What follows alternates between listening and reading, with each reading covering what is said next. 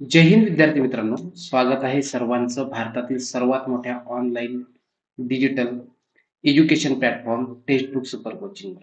विद्यार्थी मित्रांनो, जी आता सध्या वॉर चालू आहे रिसेंटली, ठीक आहे. या वॉरमध्ये आता जवळपास आजचा जो ज्या दिवशी तुम्ही लेक्चर बघताय, आजचा 15वा दिवस आहे आणि अजूनपर्यंत कोणताही निर्णय लागलेला नाही, की बाबा या वॉरबद्दल काय होईल किंवा काय.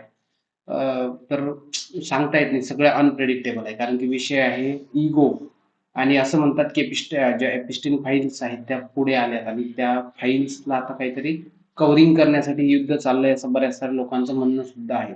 सो काही असो, वॉर हा आहे इगोचा. माझ्या मताशी तुम्ही सहमत आहात का? मला कमेंट बॉक्समध्ये जरूर कळवा. मला असं वाटतं की येस, इगोच्या गोष्टीवरून ही वॉर जाते आणि याच्यामध्ये अक्षरशः किती लोकांचा बळी गेलाय. शाळकरी विद्यार्थ्यांचा बळी गेलाय. सो ही फार वाईट गोष्ट आहे. त्यांना भावपूर्ण श्रद्धांजली अर्पण करू.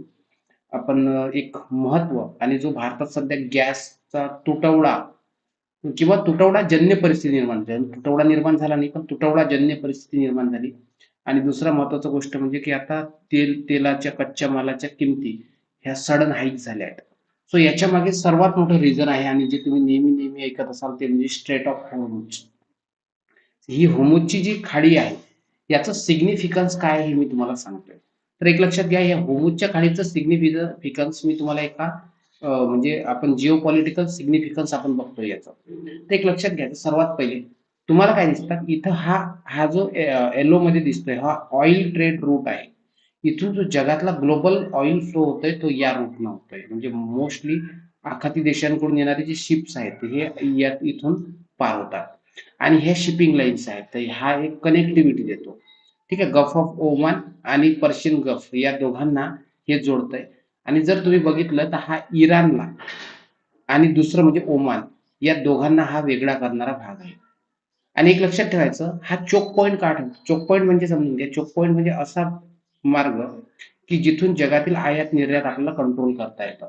आता इराणने सेम केलंय. काय केलं की हा चोक पॉईंटचा वापर करून जगातली सगळी आयात निर्यात वर कंट्रोल ठेवलं. आता याचं जर वैशिष्ट्य बघितलं तर आपल्याकडे काही आकडेवारी आहे.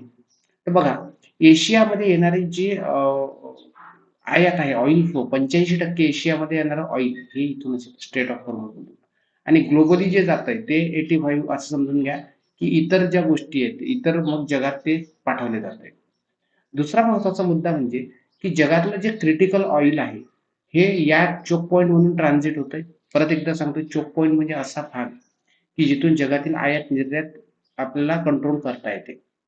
हे बंद केलं त्याला चोक म्हणतो आपण. काय म्हणतो, पाईपलाईन चोक झाली. चोक म्हणजे बंद करणे असं. आणि डेली फ्लो जर बघितला तर 20.5 मिलियन बॅरेल्स हा इतका आहे. आणि एक लक्षात ठेवायचं की हे जगातले जे ओपेक कंट्रीज आहेत किंवा ऑइल एक्सपोर्टिंग कंट्रीज आहेत यांना कनेक्टिव्हिटी देणारा हा भाग आहे. आणि इथूनच जर तुम्ही बघितलं तर ऑइल प्रोड्युसर कोण आहे? इराण आहे, इराक आहे, कुवेत आहे. ठीक आहे. त्याच्यानंतर कतर आहे, USA आहे. सो यांना, ठीक आहे, यांना जोडतंय कोणाशी? China, Japan, India, South Korea. So ही एक मोठी तुम्हाला काय दिसते? मार्केट दिसतंय. सो त्याच्यामुळे हा सर्वात महत्वाचा भाग तुम्हाला दिसतोय जो इराणनं सध्या बंद केला आहे. आता याचं वैशिष्ट्य काय ते समजून घ्या. तर हे बघा, हा इराण आणि ओमान यांना वेगळा करणारा भाग आहे स्ट्रेट ऑफ होर्मुझ. आणि याचं जर या सामुद्रधुनीचं महत्व जर बघितलं, या स्ट्रेटचं महत्व बघितलं, तर हे सर्वात महत्वपूर्ण दिसते तुम्हाला जागतिक तेलासाठी. पर्शियन गल्फ आहे आणि ओमानचं गल्फ आहे यांना ही जोडतोय. आणि जगभरातील जे 20 to 21% जी तेल वाहतूक आहे, ठीक आहे, ही तुम्हाला इथून कंट्रोल होताना दिसतोय. त्याच्यामुळे हे आपण असं म्हणतो की याचं सामरिक आणि व्यूहात्मक जे आहे वैशिष्ट्य किंवा महत्व हे फार प्रचंड तुम्हाला दिसतंय. आता हा चोक पॉईंट का ठरतोय हे सर्वात महत्वाचं. लेक्चर शेवटपर्यंत बघा, कारण की याच्यानंतर मी तुम्हाला काय देणार आहे, काही महत्वपूर्ण MCQ देणार आहे. आणि जो 10 पैकी 10 जे MCQ आहे ते कम्प्लीट करेल, सर्व याची उत्तर व्यवस्थित देईल, त्याचं नाव मी आपल्या टेलिग्राम चॅनलवर पब्लिश करणार आहे. त्यासाठी तुम्हाला सिम्पली करायचं आहे की माझं टेलिग्राम चॅनल आहे पवन बी MPSC. ठीक आहे. याला तुम्ही काय करायचंय? जॉईन करायचं. पवन बी MPSC. परत एकदा सांगतोय की जे 10चे 10 MCQ त्याचे बरोबर असतील त्याचं नाव मी पब्लिश करणार आहे. ठीक आहे. येस. आणि आणखी काही इन्फॉर्मेशन हवी असेल या संदर्भात तर तुम्ही मला या नंबरला कॉल करू शकता, 9881744762. ठीक आहे. तर बघा, हा एक महत्वपूर्ण वाहतूक मार्ग आहे. जसं मी तुम्हाला सांगितलं की जगातली जे 20 ते 21% कच्च्या तेलाची आयात आहे, ही होर्मुझच्या सामुद्रिक मार्गाने केली जाते. आणि Saudi Arabia, Iran, Iraq, Kuwait, UAE यासारख्या जे तेल उत्पादक देश आहे, हे देश याचा निर्यात मार्ग म्हणून वापर करतात. ठीक आहे, पहिला मुद्दा. दुसरा आहे की हा काय हा एक नॅरो एक तुम्हाला काय दिसतोय स्ट्रेट दिसतोय. हा अरुंद जलमार्ग आहे. जवळपास हा 21 किलोमीटरचा आहे. लक्षात ठेवायचं 21 मैलचा. कसं लक्षात ठेवायचं? 21% इथून कच्च्या तेलाची वाहतूक होते आणि 21 मैल याचं काय अंतर आहे हे सिम्पली लक्षात ठेवायचं आहे. आणि हा अत्यंत कमी आहे. सो कमी असल्यामुळे काय होतं याला चोक पॉईंट म्हणून सहज वापर याला ब्लॉक करायला फारसा वेळ लागत नाही. 33 किलोमीटरचा एरिया ब्लॉक करायला वेळ लागत नाही. सो हा नैसर्गिक एक चोक पॉईंट आहे. आणि मग काय होतं की हा जर चोक केला आपण तर जगातलं जे तेलाचे दर आहे आणि ऊर्जा सुरक्षा जी आहे याच्यावर डायरेक्ट इफेक्ट करता येतं अशी याचं एक महत्व आहे. तिसरा आहे राजकीय तणाव. जेव्हा जेव्हा इराण असेल, अमेरिका असेल, सौदी अरेबिया आणि वेस्टर्न कंट्रीजमध्ये जे जे राजकीय तणाव असतो, तेव्हा इराण काय करतो नेहमीच हा मार्ग अडवण्याची धमकी देतो. मागच्या वेळेस पण अडवला होता आणि आता पण. आणि याच्यामुळे काय होतं मग क्रूड ऑइल आणि हे सगळ्या गोष्टी ह्या इफेक्ट होतात आणि जगातल्या बाजारपेठेवर आज जर तुम्ही बघितलं तर लग्न कार्यामध्ये सिलेंडर नाही अशी कंडिशन भारतात येऊन पडली आहे. म्हणजे एक स्ट्रॅटेजिकच गोष्ट आहे हे तुम्हाला दिसेल. ठीक आहे. त्यानंतर बघितलं तर सैन्याची उपस्थिती. आता बघा इथं प्रत्येकाला आपलं महत्व काय करायचं आहे वाढवायचं आहे. सो मग यावेळेस काय केलं जातंय इथं अमेरिकेचं नौदल नेहमी याच्यावर लक्ष ठेवून असतं. कारण की इथून याच्यावर नियंत्रण मिळवणं म्हणजे जगावर नियंत्रण मिळवणं आहे जागतिक तेलाच्या बाजारपेठेवर नियंत्रण मिळवण्यासारखं आहे. सो त्याच्यामुळे हे सर्वात महत्वाचा मुद्दा दिसतोय.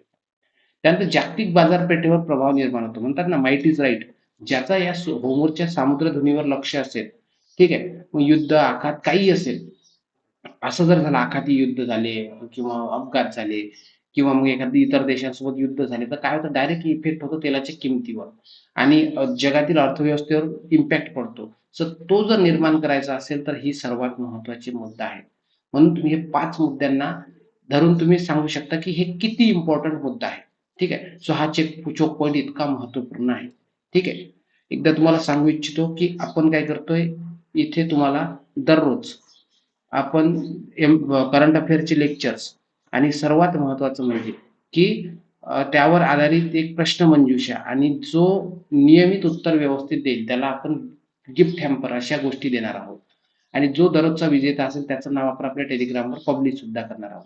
सो त्यासाठी तुम्ही काय करायचं आहे सिम्पली माझं हे जे टेलिग्राम चॅनल आहे या टेलिग्राम चॅनलला काय करायचं आहे जॉईन व्हायचं आहे. इतर बॅचेस किंवा इतर कोणत्याही इन्फॉर्मेशनसाठी माझा नंबर आहे 9881744762 यावर तुम्ही मला कॉल करू शकता. ठीक आहे चालेल. हा बघा आता याची की इन्साइट्स मी तुम्हाला सांगतोय. तर प्रायमरी फंक्शन काय आहे या होमोचं ते आहे पर्शियन गल्फ आणि अरेबियन सी यांना कनेक्टिव्हिटी देणे. जर ग्लोबल सिग्निफिकन्स बघितलं तर 21% वर्ल्ड डेली ऑइल सप्लाय इथून होतोय. मेजर रिस्क काय आहे की इथं तुम्हाला जिओपॉलिटिकल इन्स्टॅबिलिटी दिसते आणि रिजनल कॉन्फ्लिक्ट दिसत आहेत.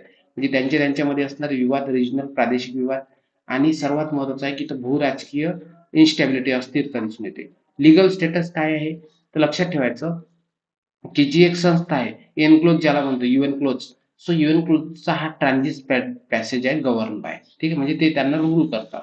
आणि इंडियाचा रोल काय आहे तर इंडियाच्या एनर्जी सिक्युरिटीसाठी आणि प्रोटेक्शन नॅव्हल प्रोटेक्शन मिशनसाठी याचं फार महत्वाचं वैशिष्ट्य आहे. सो हे मुद्दे तुम्ही ऍड ऑन करू शकता. ठीक आहे. आता हे प्रश्न आहेत तुमचे. ठीक आहे. पहिला प्रश्न आहे मी तुम्हाला प्रश्न वाचून दाखवतो याचे उत्तर तुम्ही मला काय करायचं आहे. ठीक आहे. हे प्रश्न सेम आपल्या टेलिग्रामला पोस्ट होतील. ही फाईल तुमची टेलिग्रामला पोस्ट होईल. सो तुम्ही काय करायचं आहे टेलिग्राम चॅनलला जॉईन करायचं आहे. ठीक आहे.